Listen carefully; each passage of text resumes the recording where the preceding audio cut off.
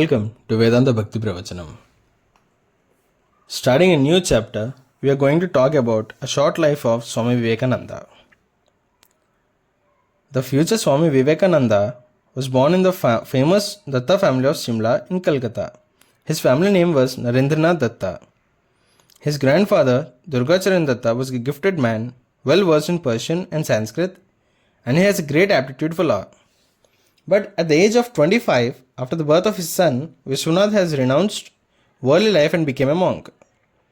Vishwanath Datta, father of Swami Vivekananda, was also endowed with many qualities of head and heart, for which he commanded great respect from one and all. He was proficient in English and Persian. He took delight in the study of the Bible and the poems of Persian poet Hafiz. He took to law as a profession and became a successful attorney at law in the High Court of Calcutta. He was a man of deep compassion and great sympathy, and his charity very often knew no discrimination. Vishwanath was a great lover of music, and he had very good voice. He was who insisted that his son Narendranath should study music, for he looked upon it as a source of much pleasure. Vishwanath was blessed with his wife, who was his peer in all respects. She was exceptionally intelligent and possessed royal dignity and a fire of one born, as it were to regal estate. She won the respect and veneration of all who came in contact with her, and her judgment was followed in the conduct of all affairs that mattered. Calm resignation to the will of God in all circumstances, strength and reserve characterized this Hindu woman. The poor, the helpless, were the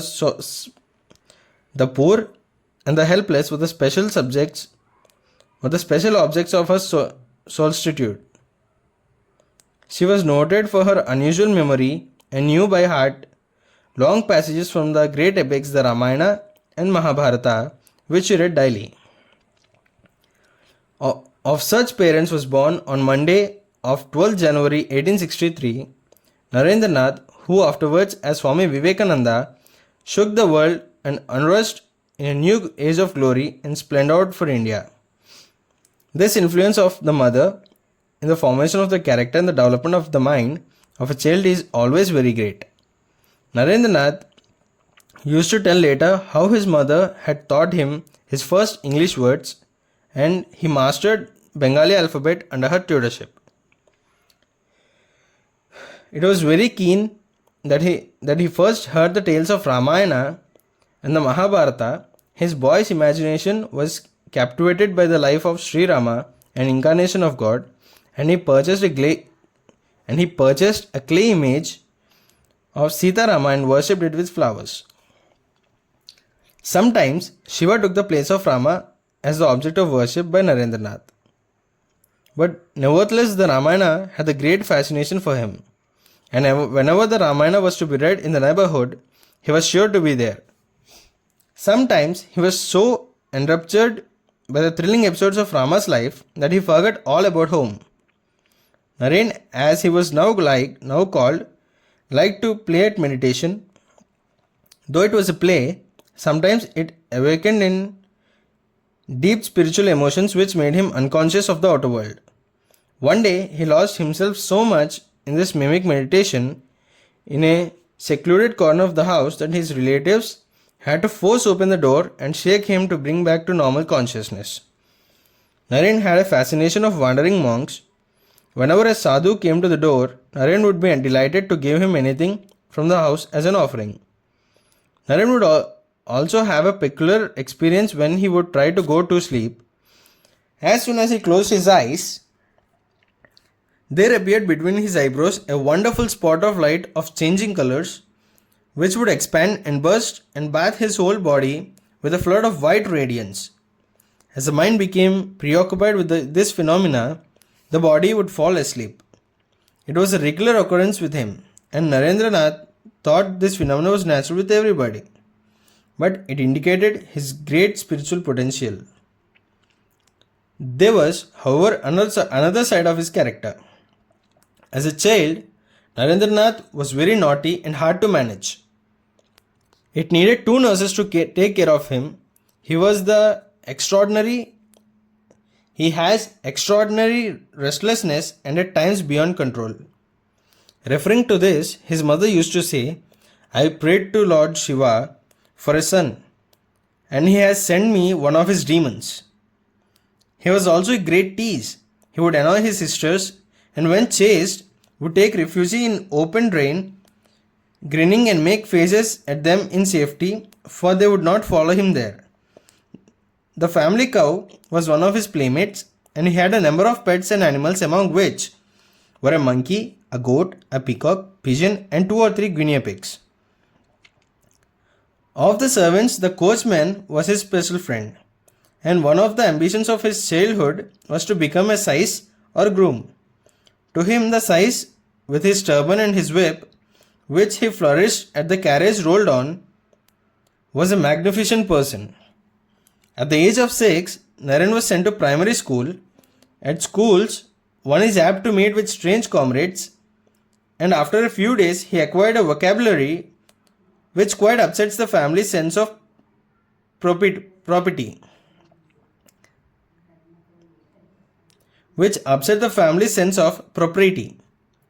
So he was removed from the school, and a private tutor was engaged for him.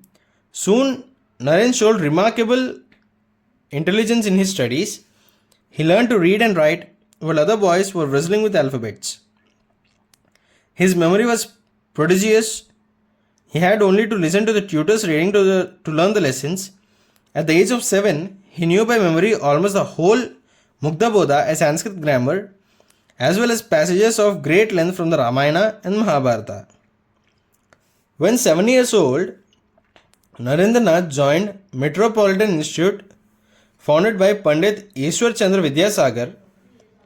His exceptional intelligence was at once recognized by teachers and classmates.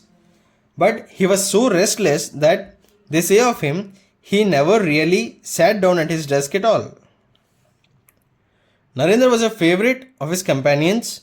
He was always the leader among his friends. His favorite game was King and the Court. The throne was the highest step of the stairs in the room. There he would install himself. No one was allowed to sit on the same level. From there, he created his prime ministers, commander-in-chief, tributary princes, and other state officials and seated them on steps according to the ranks.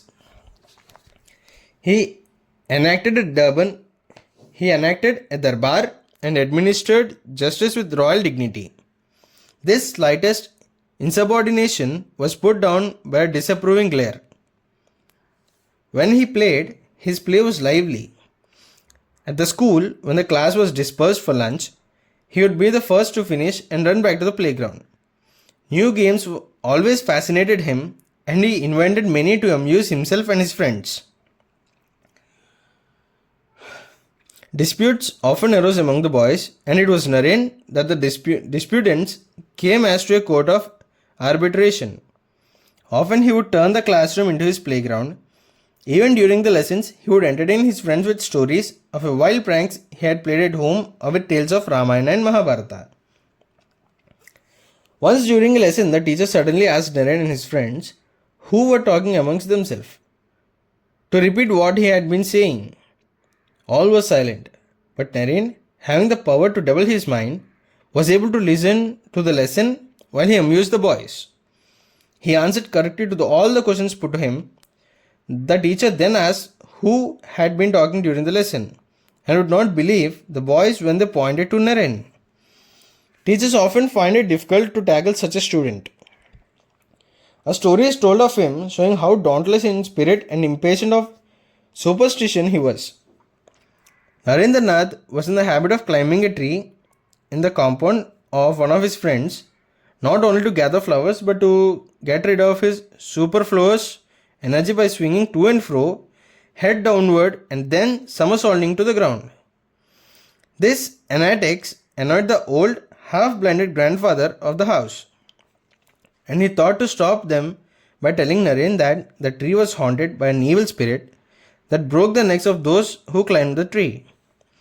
Naren listened politely, but when the old man was out of sight, he again began to climb the tree. His friend, who had taken words of the old man seriously, remonstrated, but Naren laughed at his seriousness and said, "What an ass you are! Why my neck would why? My neck would have been off long before if the old grandfather's ghost story was true." Naren was beloved of all, with every family in the locality of high or low caste. Rich or poor, he established some sort of relationship. If any of the boys whom he knew suffered any bereavement, he was the first to offer consolation. His ready wit and pranks kept everybody amused, sometimes indeed, making even the grave-minded elders burst out into peals of laughter. He never suffered from shyness and he made himself at home everywhere. Naren disliked monotony. He organized an amateur theatrical company and presented plays in the worship hall of his home. Then he started a gymnasium in the courtyard of the house where his friends used to take a regular physical exercise. It went on for some days till one of his cousins broke his arm. Then it was stopped. Thereupon Naren joined the gymnasium of a neighborhood with his friends and began to take lessons in fencing, lathi play, wrestling, rowing and other sports. Once he carried off the prize in general athletic competition.